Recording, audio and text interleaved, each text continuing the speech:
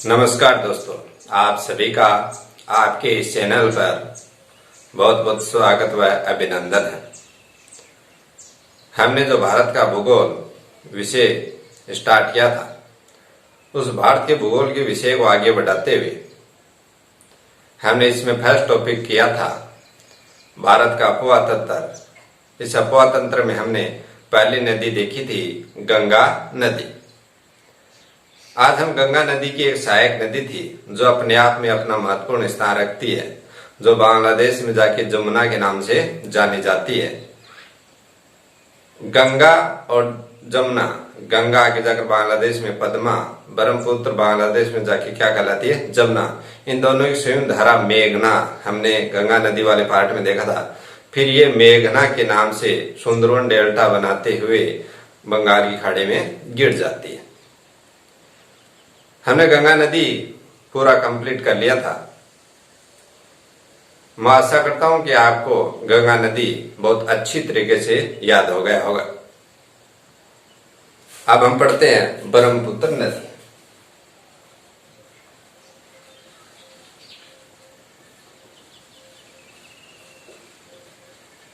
देखो ब्रह्मपुत्र नदी तंत्र, देखो ये ब्रह्मपुत्र नदी है। ये 3 देशों में इसका क्या है, प्रवाह है।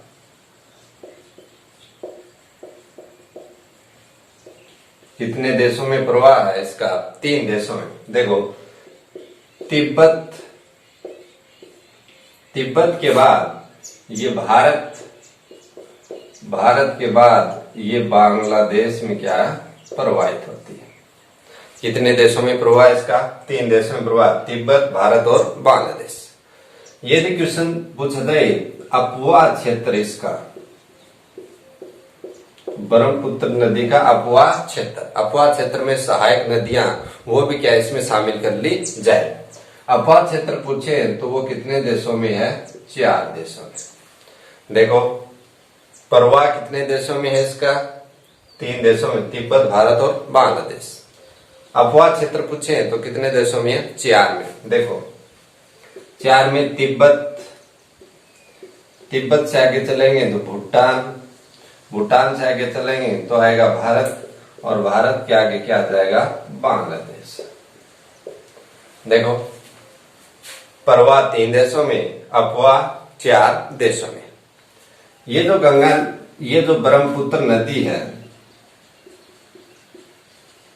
कौन सी नदी? ब्रह्मपुत्र नदी। इसकी कुल लंबाई कितनी किलोमीटर है? 2900 किलोमीटर है।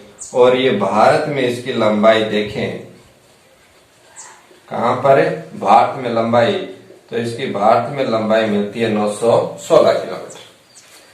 कई जगह है 920 किलोमीटर लंबाई मिलती है, और कई बुकों में कुल लंबाई 2880 किलोमीटर भी मिलती है। लेकिन एनसीईआरटी उनमें क्या 2900 किलोमीटर और भारत में 916 किलोमीटर लगती है। अब हम देखते हैं इसकी ब्रह्मपुत्र नदी की उत्पत्ति कहां से होती है।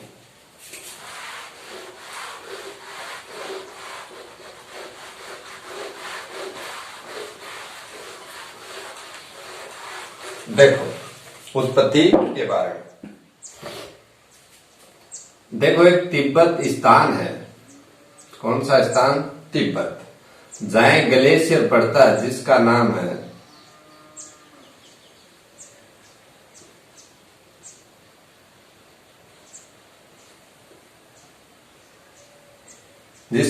है चेमायुंगडुंग ग्लेशियर। क्या नाम है?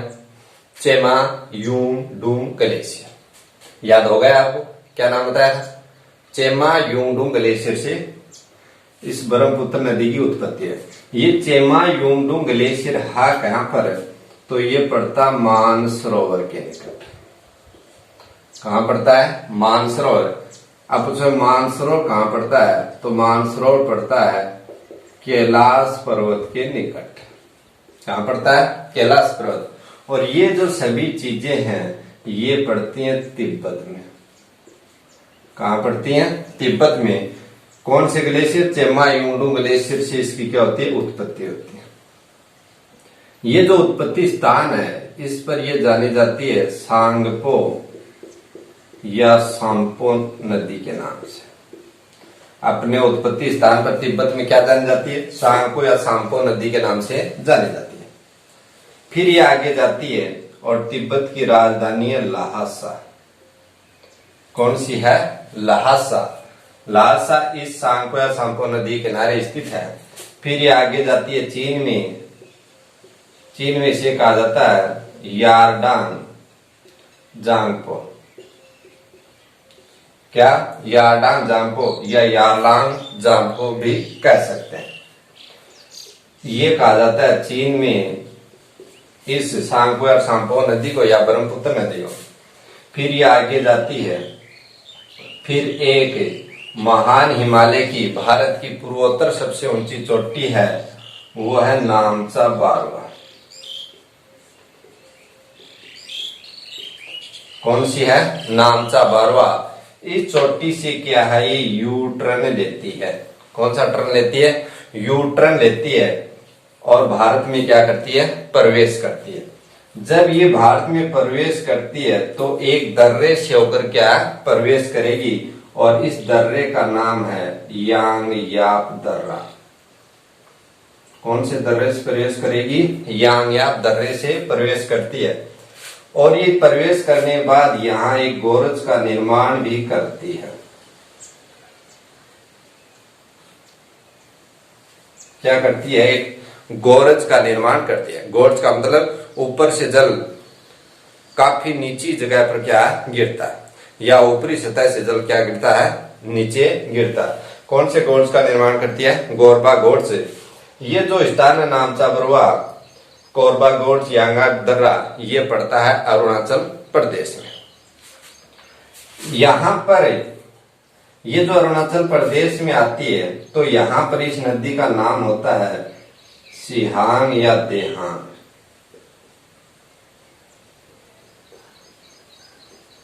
क्या नाम होता है? सिहांग या देहांग नदी के नाम से ये भारत में क्या है? प्रवेश करती है। फिर ये आगे आएगी तो इसमें दाएं दिशा से एक नदी आती है जिसका नाम है दिहांग नदी। कौन सी नदी? दिहांग नदी। दिहांग नदी मिलने के बाद ये इसका नाम पड़ता है ब्रह्मपुत्र नदी। क्या पड़ता है? ब्रह्मपुत्र नदी नाम पड़ता है। फिर ये आगे जाते हुए हमने पढ़ा था गंगा, जो बांग्लादेश में जाके कौन से नाम हो जाता है? पद्मा। और ये जो ब्रह्मपुत्र है इसका बांग्लादेश में क्या नाम हो जाता है? जमुना। और इसकी संयुक्त धारा क्या कहलाई थी? मेघना। क्या कहलाई? मेघना। और मेघना के नाम से कहां गिर जाती है? बंगाल की खाड़ी में गिर जाती है। जब ये मेघना की संयुक्त धारा नाम से बंगाल की खाड़ी में गिरेंगे तो ये डेल्टा का निर्माण करती है, जिसे कहा जाता है सुंदरवन डेल्टा, जो रॉयल बंगाल टाइगर की क्या थी? शरण स्थली, जो ज्वारीय वनस्पति, मैंग्रोव वनस्पति भी कहा जाता है। सुंदरवन डेल्टा में जो वनस्पति पाई जाती है समुद्री वृक्ष की प्रधानता, उन सभी को ज्वारीय वनस्पति, मैंग्रोव वनस्पति और रॉयल बंगाल टाइगर क्या थी? शरण स्थली। ये भी क्या काफी बार एग्जाम में पूछा जाता है। अब हम पढ़ते हैं, जब ये नदी थी ये क्या करती है? द्वीपों का निर्माण करती है। द्वीपों का निर्माण आगे करेगी तो ये जो द्वीपों का निर्माण करती है इसमें माजुली द्वीप है। देखो ये जो नदी है, ये जो पहाड़ी क्षेत्र है आसाम में, ये क्या मैदानों का क्या करती है? निर्माण करती है। तो ये जो ब्रह्मपुत्र नदी है ये रिफ्ट वैली या रिफ्ट घाटी या गहरी संकरी खाई से गुजरती है।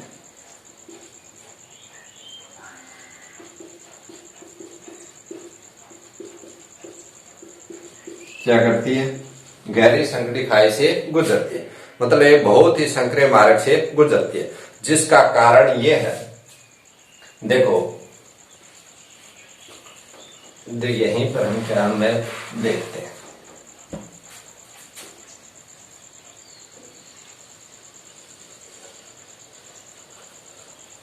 ये देखो यहां पर ये जो पहाड़ी है,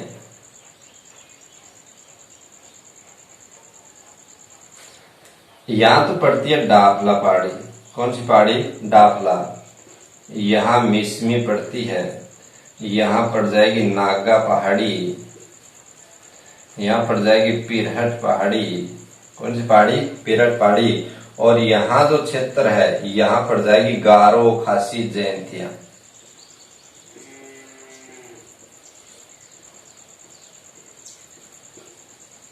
कौन सी? गारो खासी जयंतिया पहाड़ी। ये जो पूरा क्षेत्र है ये क्या? पहाड़ी क्षेत्र है। इन पहाड़ों के बीच से ये क्या करती है? प्रवाहित होती है। तो कह सकते हैं ये रिफ्ट वैली या गहरी संकड़ी खाई से क्या है? प्रवाहित होती है। अब ये जो नदी है ये क्या करती है? द्वीपों का निर्माण भी करती है। आप इसका स्क्रीनशॉट लीजिए। देखो देखो आपको नाम याद हो गया होगा।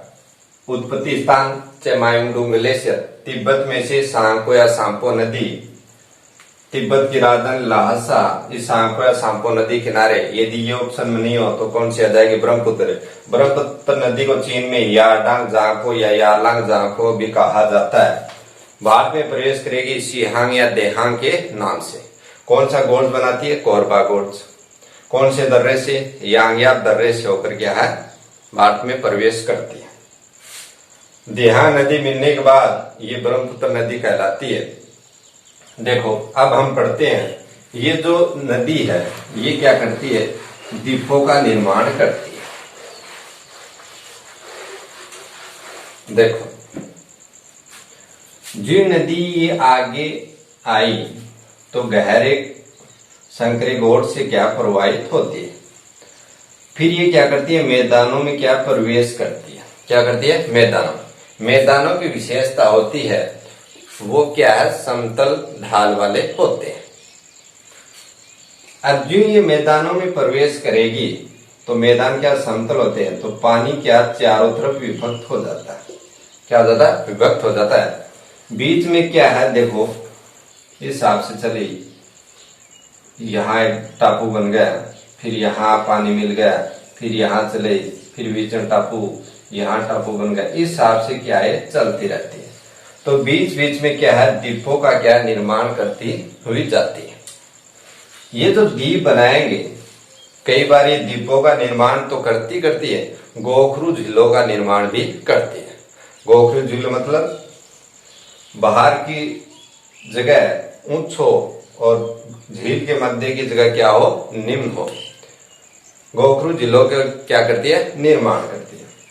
तो इनमें एक जो द्वीप है वो सबसे बड़ा द्वीप है जिसका नाम है माजुली द्वीप। कौन सा द्वीप है? माजुली द्वीप। जो एकमात्र नदी, जो विश्व का सबसे बड़ा क्या? नदी द्वीप, माजुली द्वीप।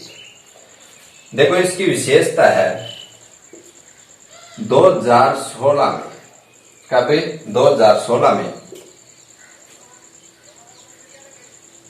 सोनवाल, संपूर्णानंद सोनवाल असम का मुख्यमंत्री था। संपूर्णानंद सोनवाल जो इस माजुली जो क्षेत्र है इससे क्या करता था? चुनाव लड़ा। जो मुख्यमंत्री बना तो ये जो माजुली जो क्षेत्र था जहां से वो चुनाव लड़ रहा था, उन्होंने इस क्षेत्र को क्या कर दिया? जिला घोषित कर दिया। ये जिला घोषित होते भारत का एकमात्र नदी जिला पूछे तो कौन सा है? माजुली जिला, जहां पर सोनवाल जनजाति निवास करती है। जो विश्व का सबसे बड़ा क्या? नदी द्वीप। ये तो विश्व का, इससे पहले था। देखो कोरोना काल में एक समस्या हो गई थी जो सुबह के समय ज्यादा तकलीफ देती थी, उसका नाम था, आप समझ गए होंगे, मिराज। क्या था? मिराज। तो विश्व का सबसे बड़ा नदी द्वीप पहले था, जो वर्तमान में क्या हो गया? दूसरा। ये तो आपको याद करने के लिए था। अब इसमें क्या करेंगे हम? ये मात्रा हटा के इधर ले जाएंगे तो कौन सा था? मराजो द्वीप। कौन सा था? मराजो द्वीप, जो वर्तमान में द्वितीय सबसे बड़ा क्या नदी द्वीप, जो ब्राजील में, कहां पर? ब्राजील में अमेजन नदी पर स्थित है। कहां स्थित है? अमेजन नदी पर स्थित है। अब ये था माजुली द्वीप के बारे में। ये जो नदी है ये सर्वाधिक या सबसे ऊंची नौकागम्य नदी है। क्यों है? देखो, जब ये नदी तिब्बत से निकलेगी तो तिब्बत के पठार में बहेगी। देखो, ये तो होता है पर्वत, ये होता है पठार, और ये क्या होता है? मैदान। पर्वत किसे कहेंगे? जिसका ऊपर का क्षेत्र क्या हो? नुकीला हो। वह भाग जो पृथ्वी तल से क्या, धरातल से ऊंचा उठाओ और ऊपर से क्या हो? समतल, वो तो कहलाएगा पठार।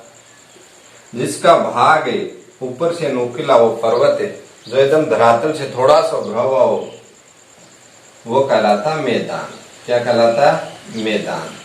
अब ये जो नदी है ये क्या करती है? पठार। पठार क्या ऊपर से समतल होता है, तो ये क्या सर्वाधिक ऊंचाई की नौकागम्य नदी। अब हम इसके आगे देखते हैं तो यहां पर ये नदी जो आगे आएगी तो ये भारत में सदिया से धुबरी के मध्य, कहां से कहां के मध्य? देखो, ये जो आएगी तो यहां पर एक स्थान पड़ता है सदिया। कहां पड़ता है? सदिया। ये सदिया पड़ता है, ये है हमारा अरुणाचल प्रदेश और ये है आसाम। इन दोनों की सीमा पर है सदिया, और जो आसाम समाप्त होता है यहाँ पर स्थान है धुबरी। कौन सा स्थान है? धुबरी। सदिया से धुबरी के मध्य ये क्या है? नौकागम्य परिवहन की सुविधा भी क्या उपलब्ध करवाती है। ये चर्चा में है सदिया से धुबरी तक, और इसके आगे क्या है? भूटान और नेपाल क्या परिवहन की सुविधा उपलब्ध करवा रहे हैं। सदिया से धुबरी तक ये क्या है? नौकागम्य है। नौकागम्य होने के कारण इसे जल परिवहन में शामिल किया जाता है, और इसमें है राष्ट्रीय जल मार्ग। कितना? 2 नेशनल वाटर वे 2, जिसकी कुल लंबाई 891 किलोमीटर है। कितनी किलोमीटर है? 891 किलोमीटर। 8, 9 और 10 आएगा, 10 की बिंदी हटा दो, 8, 9, 1 क्या है? किलोमीटर है। अब ये जो नदी है इस पर क्या बनाए गए हैं? 2 पुल बनाए गए हैं। क्या बनाए गए हैं? 2 पुल बनाए गए हैं। देखो, वो पुल देखते हैं हम, जो क्या अपने आप में क्या चर्चित। क्या बनाया गया? पुल। एक तो भूपेन हजारिका पुल है, एक कौन सा पुल है? भूपेन हजारिका पुल। और एक है बोगीविल पुल।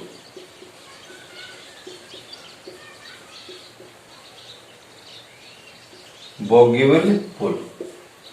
देखो, ये जो भूपेन हजारिका है ये शास्त्रीय संगीत से रखते हैं। इसे 2018 में भारत रत्न भी दिया गया था, जिसे पद्म श्री, पद्म विभूषण से क्या सम्मानित किया जा चुका। गुवाहाटी का जो स्टेडियम था उसे भी भूपेन हजारिका स्टेडियम कर दिया गया। ये जो भूपेन हजारिका पुल है ये देखो पहले जाता था ढोला से। कहां से जाता था? ढोला से। आपको याद रखने चीज है, शाम के समय कौन से लेते हैं? ढोला मार। कौन से लेते हैं? ढोला मार। हमको से मतलब हमको क्या याद रखने से मतलब है, कौन सी? ढोला से। और ये ढोला से जाता था सदिया के मध्य। कहां से कहां तक जाता था? ढोला से लेकर सदिया के मध्य जाता था। ये जो भूपेन हजारिका पुल है हमने देखा था एक देहांग नदी है। कौन सी नदी? देहांग नदी पर क्या स्थित है। ढोला से लेकर कहां तक जाता था? सदिया तक। ये जो भूपेन हजारिका पुल है ये भारत का सबसे बड़ा नदी सड़क पुल है। क्या है? नदी सड़क पुल है। कौन सा है? भारत का सबसे बड़ा नदी सड़क पुल है जिसकी लंबाई 9.2 किलोमीटर। कितनी है? 9.2 किलोमीटर। भूपेन हजारिका पुल देहांग नदी पर ढोला से लेकर सदिया के मध्य जाता है। भारत का सबसे बड़ा क्या है? नदी सड़क पुल है जिसकी लंबाई 9 क्या है? 2 किलोमीटर। अब देखो ये जो बोगीबील पुल है, कौन सा पुल है? बोगीबील पुल। ये बोगीबील पुल किस नदी पर है? ब्रह्मपुत्र नदी पर है। कौन सी नदी पर है? ब्रह्मपुत्र नदी पर। और ये कौन सी नदी पर था? देहांग नदी पर। ये बोगीबील पुल असम को अरुणाचल प्रदेश से क्या है? जोड़ता है। ये जो पुल है इसकी लंबाई 4.9 किलोमीटर है। कितनी है? 4.9 किलोमीटर है। और ये जो पुल है ये रेल व सड़क से पुल है। कौन सा है? रेल व सड़क सह पुल है। मतलब नीचे से क्या है? रेल और ऊपर से क्या है? सड़क या यातायात जाता है। बोगीबील पुल ब्रह्मपुत्र नदी पर असम से अरुणाचल प्रदेश के मध्य 4.9 किलोमीटर जो रेल सड़क क्या है? सह पुल है। अब हम देखते हैं इसकी सहायक नदियों के बारे में। देखो भूपेन हजारिका पुल कौन सी नदी पर था? देहांग नदी पर। कहां से कहां तक जाता था? ढोला से लेकर सदिया तक। तो भारत का सबसे बड़ा क्या नदी सड़क पुल है जिसकी लंबाई कितनी है? 9.2 किलोमीटर। दूसरा पुल था बोगीबील ब्रह्मपुत्र नदी पर है।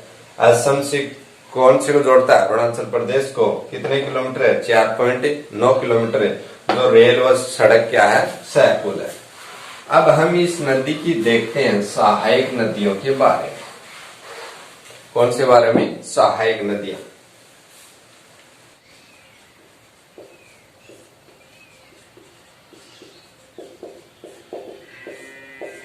कौन सी नदियों के बारे में? सहायक नदियों के बारे में। देखो देबांग नदी, लोहित नदी,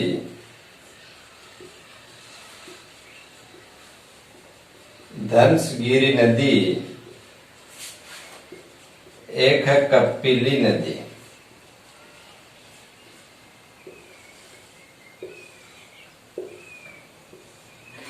देखो ब्रह्मपुत्र नदी का क्या हुआ? उद्गम स्थान ये क्या? अरुणाचल प्रदेश में प्रवेश करेगी तो देबांग और लोहित नदी इसमें क्या मिलती है।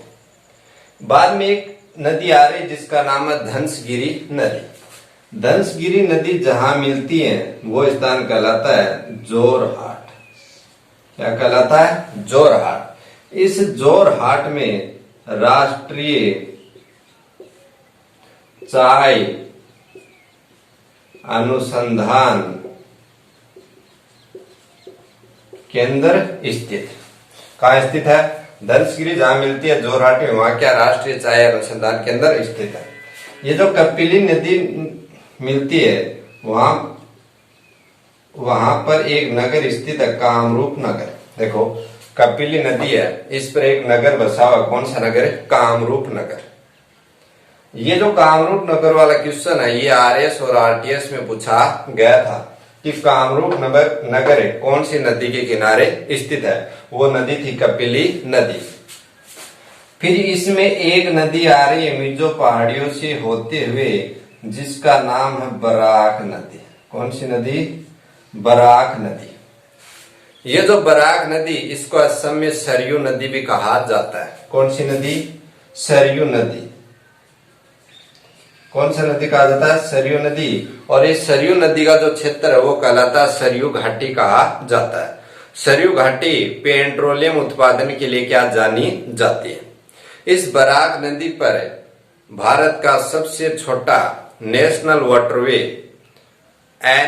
NW नेशनल वाटरवे 6 स्थित है, या नेशनल वाटरवे 6 बनाया गया, जो भारत का सबसे छोटा क्या नेशनल वाटरवे है जिसकी लंबाई कितनी है? 121 किलोमीटर है।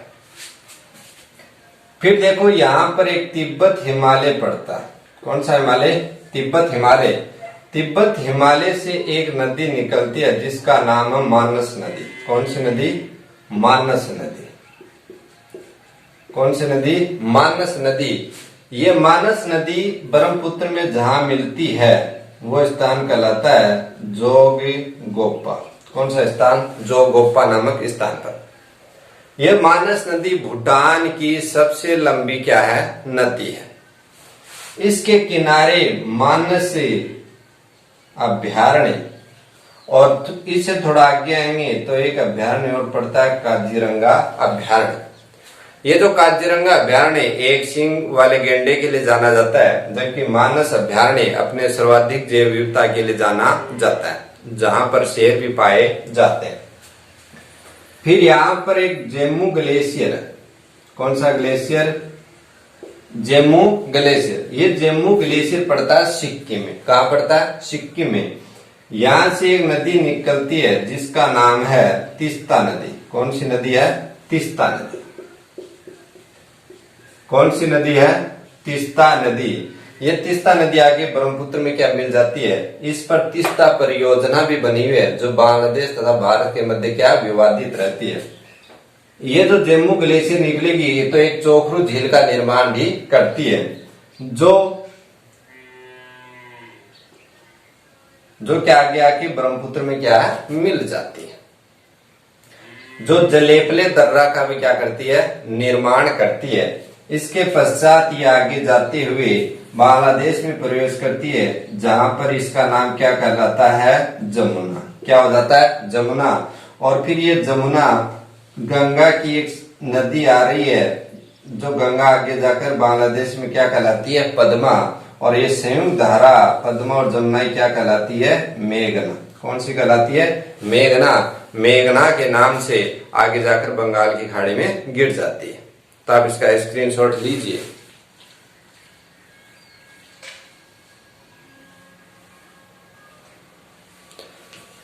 तो थैंक यू दोस्तों।